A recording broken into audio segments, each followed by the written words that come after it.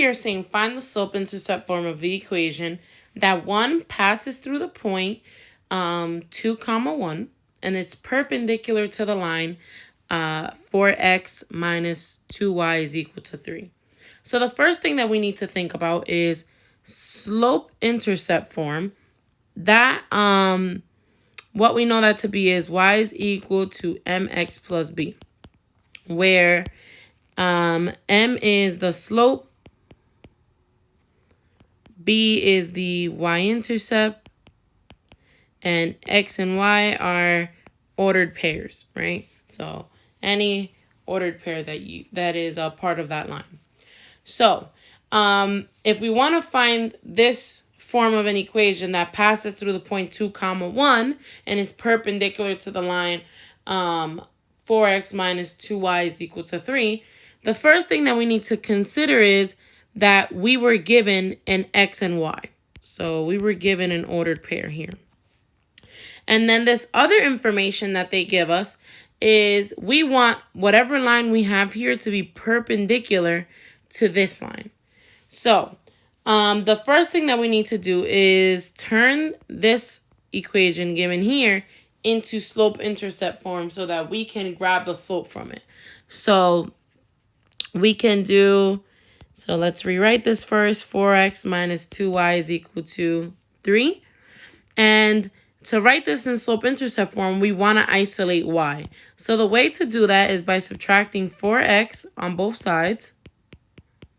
So we're left with negative 2y is equal to negative 4x plus 3. Notice that I put the negative 4x first because the slope and the x come first in slope-intercept form. And then we have to divide by 2 everywhere to isolate y. So y is equal to negative, or positive rather, positive 2x minus 3 over 2.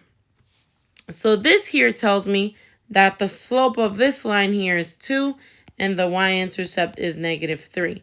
So now how am I going to apply this to what I'm looking for? So perpendicular lines have opposite reciprocal slopes.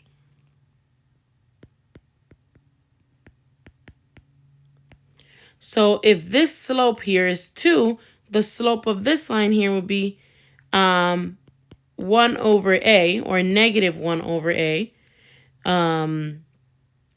And a being the slope of the other line.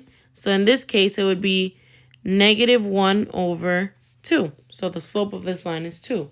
So now we basically take all of the information that we were given, or that we found, and we're going to substitute it into this equation, y equals mx plus b.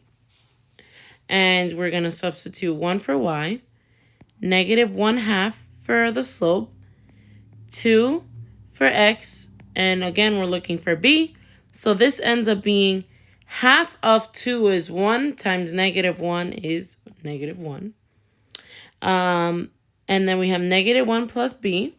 We add 1 on both sides. That gives us 2 is equal to b, which is the y-intercept.